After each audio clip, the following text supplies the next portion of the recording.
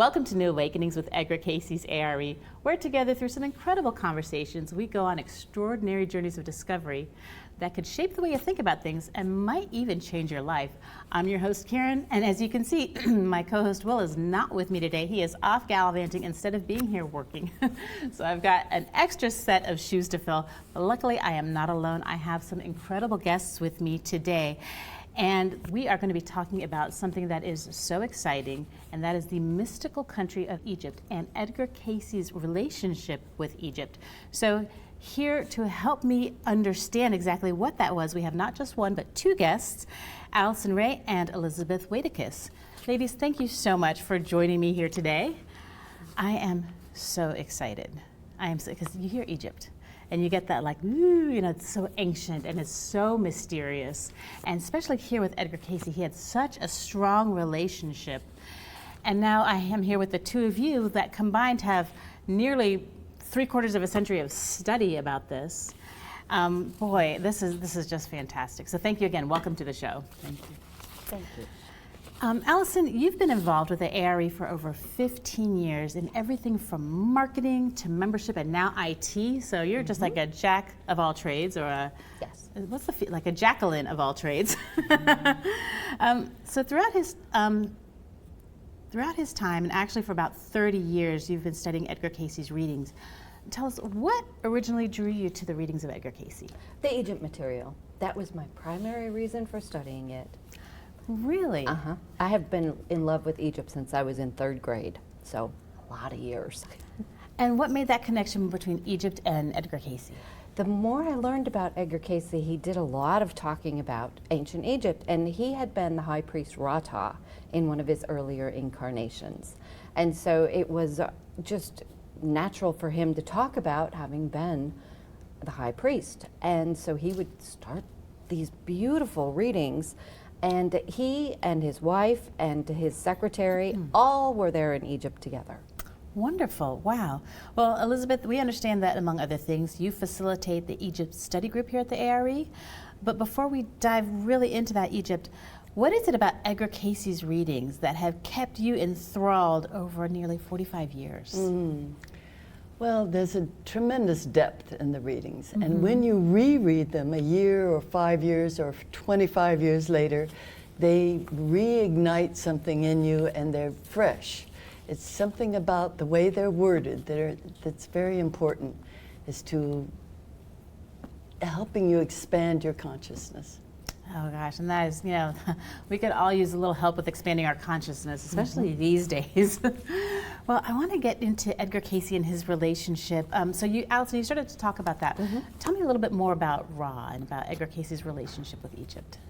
He was the high priest Rata at a time when, it's a very long story, but the short version is, he came to Egypt, they overtook the country, they worked together to build a new government, and there was a king who was his son, Hughlin Cayce, and then Rata, who was the high priest, and then Gertrude, who was a dancing girl. His wife, Gertrude, was a dancing girl at the time.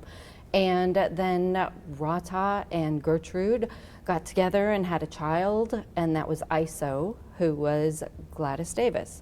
So there were so many things happening at the time period, because it lasted almost 200 years that Rata was alive.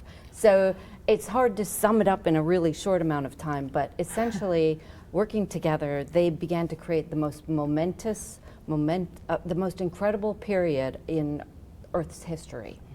And they did it by all working together as a society. Wow. And I would like to give a background to that. Yes. The third and final sinking of Atlantis was going down, and that's after 200,000 years of a civilization of Atlantis. So those people had problems in their civilization with a break-off group called the Sons of Belial. And with that, they were being warned that their continent was going down, and they needed a safe place to put the records of the history of humanity. So they took them over to the Yucatan, but they also brought them here to Egypt. So they were checking us out, checking Egypt out, and did bring them over because it was a safe, stable place without earthquakes, etc. Oh, wow. So this was happening concurrently? Yeah, concurrently. There were a number of civilizations going on concurrently. There was India, and there was what was called Gobi, and so those were the three strongest. But there were things going on in South America and Central America, and even the southwestern part of America itself. You know, it's so incredible because we don't tend to think about this. When we think about ancient civilizations, we think about the hunters and gatherers and people foraging. But then you're telling us about these like multi-complex situations that were all just at the same time going through all this stuff. And Atlantis being highly technical, they were very intellectual. They had a strong intuition, and there was just a special quality about this particular culture. And then they came over and helped Egypt with bringing together some of the programs, etc., that Rata had. But what I would like to share is just that Rata was the new person on the world stage. And why? I think because something must have calcified in Atlantis. And so we were ready for a new dispensation, and we were ready for a better understanding. And the theme of the time period was a closer walk with God and a closer walk with each other, which is the same theme that Edgar had in this lifetime. So there's a place where they coordinate. Oh my gosh. Just real quick about, well, I lost it. No, that's okay. So this is just incredible. Now, how many years ago are we talking about? 10,500 BC. Oh, is that all? Yeah. Yeah. Wow. And I think it's amazing that he stayed with the same people. That he then, like all these years later, he's here with Gladys and with Gertrude, and it's just really amazing. It keeps happening in each incarnation that the soul group continues on together. Wow. And interesting enough, in Egypt, he gave what were called marks, and they were either in the body or outside the body. And those people would carry on the energy, the purpose that they had there in Egypt with each lifetime. This is astounding. It really is. Now, so we're talking about, you know, these all this stuff is happening with all these civilizations, and obviously there was a reason that Edgar Cayce was living throughout these times and had these messages and these teachings. What were some of the more important teachings of that time? The theme was the most important, Yes. the closer walk Okay. with God, the closer walk with each other. But also what was so beautiful about that time period was they collected the tenets and the truths from around the world, and they put them together with the law of one. The Atlanteans had a particular philosophy, religion of the law of one and oneness. And that's where the problem was back in Atlantis with the sons of Belial, because the sons of Belial only cared about themselves, self-concern, what they wanted, what they needed, etc. There wasn't the consciousness of oneness. So these tenets and truths, though, were collected from every place because they were ancient, they'd been used. One of the very basic tenets and truths is the golden rule. It's called the golden rule for a purpose. Do unto others as you would have them do unto you. Gosh, if only we could stick to that. Yeah. And it seems that sometimes that unfortunately gets lost between the let me get what I can get. you Yeah. know? Wow. So the tenets and truths then, after they had been collected and correlated, were taken back out as a program called the Emissary Program. And this was the golden age of Egypt, when it's a good deal like our State Department, and very special in promoting world peace by pulling all the countries on one page. Wow. We need that now. Gosh, Yeah. we so Yeah. need that now. So I have a question that I think I'm not the only person dying to know, but you ladies might have some insight. Alison, I don't know if you know. Let's talk about the pyramids. Do we know why they were built and how and who? Why they were built, it depends on which pyramid. There were many pyramids back in ancient Egypt. The most famous, of course, is the Great Pyramid. And the reason that was built was to be a hall of initiation. So according to the readings, it took 100 years to build, And they built it using song or music or vibration. That's how they were able to levitate the stones. Wow, I just got goosebumps. I have never heard that before. You know, you learn about them as a kid, and you know your social studies class, and it's just like these massive tombs to celebrate the pharaohs. But an initiation, tell me more about that. Well, and Jesus actually was initiated in the Great Pyramid in his lifetime as Jesus. He and John the Baptist went in. And the whole initiation was designed by a gentleman in ancient Egypt known as Hatshepsut. And he's the one who sealed the Hall of Records. Wow, First he stored them and then I sealed was going to say, it. so tell me about the Hall of Records. The Hall of Records was just the history of mankind from the beginning of incarnating, or the spirit coming into the earth. So it was kept through the 200,000 years of Atlantis, and then they were brought over and sealed by this particular initiate. I'd like to say something about the pyramid. Was an initiation place for the White Brotherhood, and that is just a particular advanced consciousness of peace and oneness for the earth. Wow, the White Brotherhood. So is that relating to white light and energy? Yes. Okay. Yes, 'cause it I'm wasn't like, oh, you know. white as in the color. It was No. as white as in light, which Yeah. is all colors coming together. Oh, that's wonderful. Gosh, that's beautiful. I've never heard of that. The Great Pyramid is also a prophecy in stone. The different colored stones will tell you what periods are coming and what periods will change into other times and civilizations. Don't ask me anymore. So now why would they seal the Hall of Records? They wanted to store them until the people on Earth were ready for the information. They said that the information could not be accessed until most of the selfish motives had been broken up. So until we are ready to come together as a society and really relearn all of these beautiful gifts that we've saved for ourselves. Now, is it a physical hall of physical records, or is it a energetic hall? Like, It really depends on how you want to interpret it. There are physical aspects to it, but we don't know if you access it through a different dimension, or maybe it's just buried and we haven't found it yet. oh, But- wow. Oh, But there are guards on the other side guarding it till these events happen, till time is fulfilled. And one is a root race being born, which is being born right now. A fourth root race was born in Rata's time, evidently 12,000 years. So we're having a root race now. But also the selfishness broken up, world movements. What were some? Oh, the ones that sealed it would be the ones to be able to go through the guards and open it. What else? a root race. Yes. Yeah.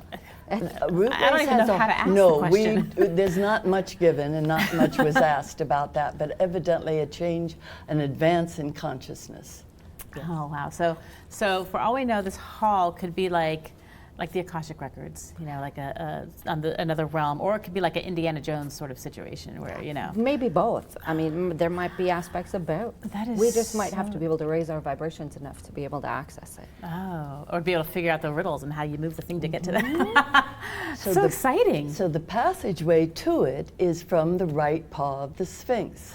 I was just going to ask you about the Sphinx. That was yeah. my next question. Right. Well, the Sphinx represents the problem that happened in the world, in the earth, with spirit projecting into matter and souls getting caught into matter and not being able to release themselves and go back to the home where they came from.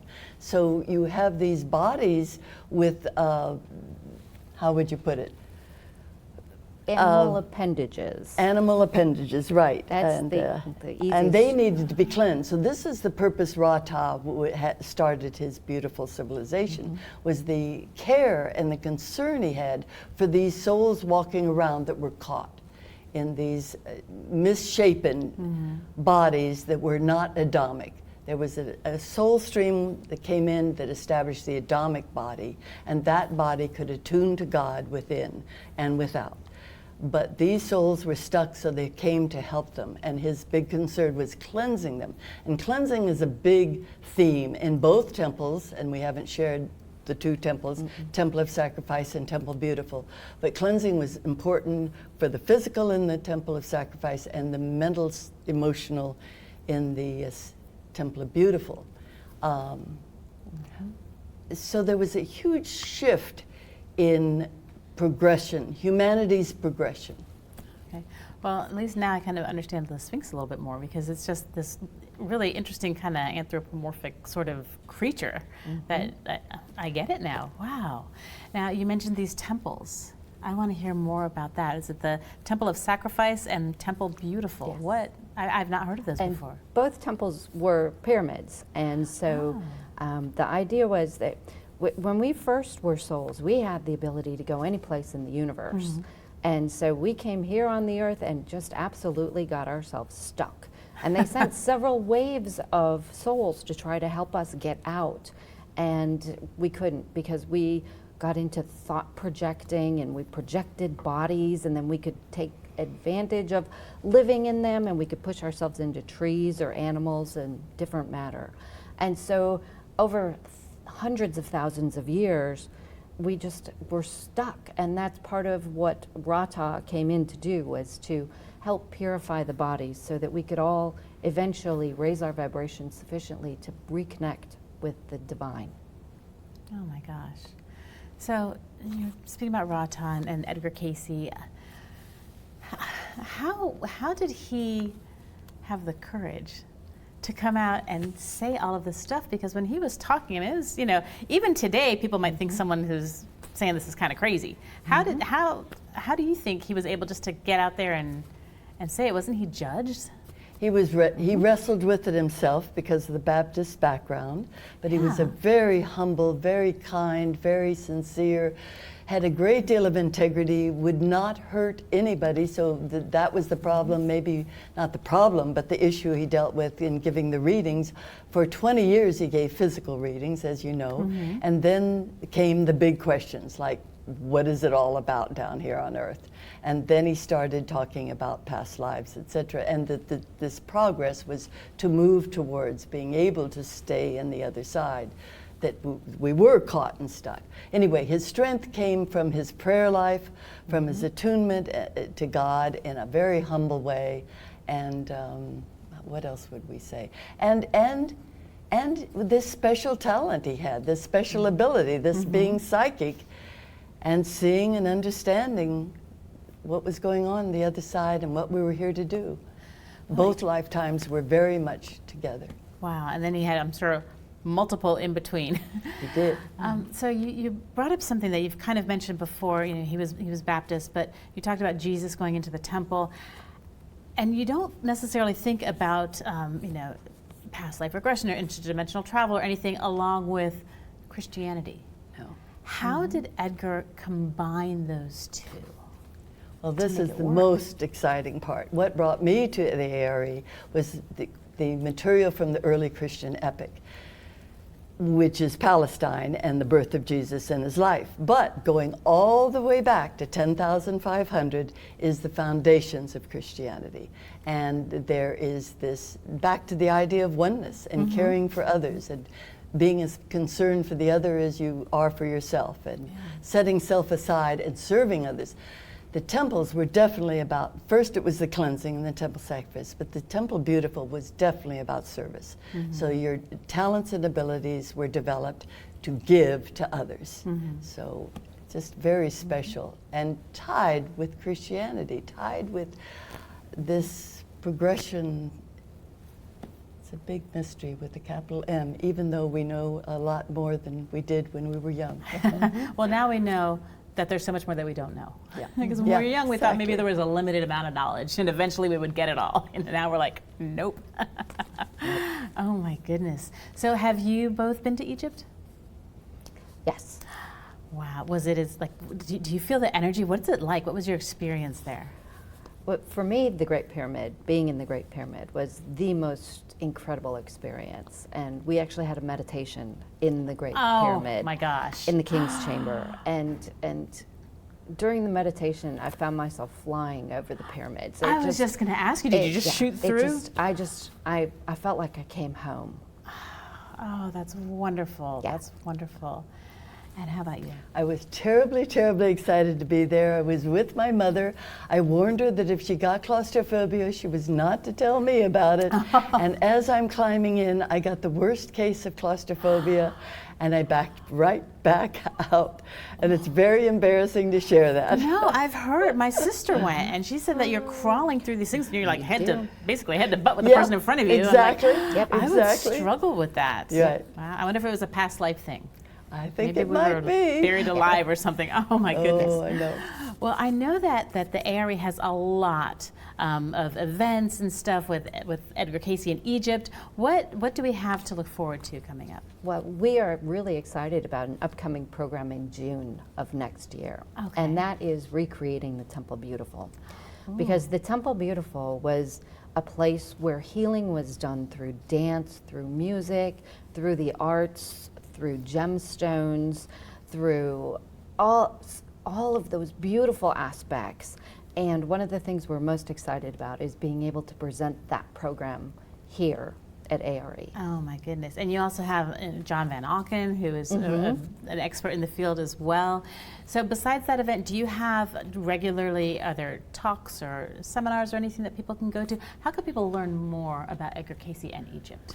Well, I lead a study group on Tuesdays. That's right. From 12 noon to 1:30, and we study these two blue books, all Egypt material, no commentary. We read it together, and then we discuss it, the highlights of it. So it's a fun group. There's about 12 people in it right now, and it's a wonderful way of getting a grip on it, all this information.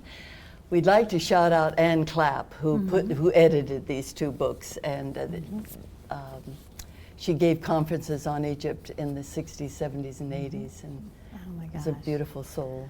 Well, that's wonderful. And we meet by Zoom, so anybody in the world can attend. Yeah. And it's really nice. And if you've ever sat down to try to read the readings, I haven't. it is not easy. Well, that- I because mean, you that's sit down why. and you read 2 sentences and it's like, no, I don't understand. And a lot of times Mr. Cayce will say, see? And I'll be like, no, I don't get it.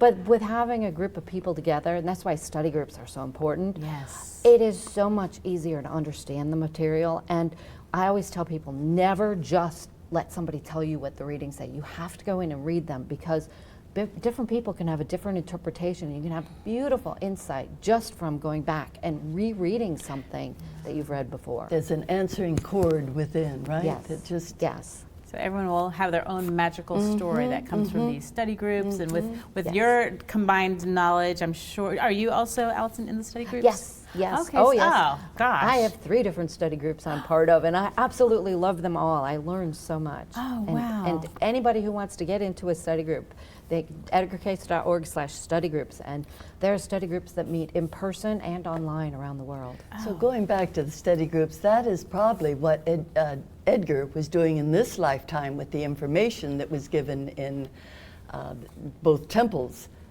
in the study group now. It's called Search for God study groups. Oh, great. But yeah. Yeah. Well, I mean, he obviously wants everyone to know. Yeah. All of this information. So edgarcayce.org/study groups. We'll put a link with that into the show notes. Now, if we are just about out of time, so we unfortunately need to wrap up, because I could sit with you two probably for a good month just discussing this stuff. It's so wonderful. If there was one lesson or one thing that you think that Edgar Cayce, with his, when he was, Rata, and with his lifetimes with Egypt, that he would want to give to us today, that would help us today, what do you think that would be? Go ahead. For me, it's ideals. And ideals are what we are hoping to achieve with our lifetimes. These are things we set before we're even born.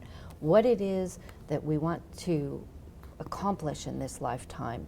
And there's so much material on ideals. And the readings actually said that Rata was able to create this amazing period in human history because he held to his ideal, period. Oh, wow.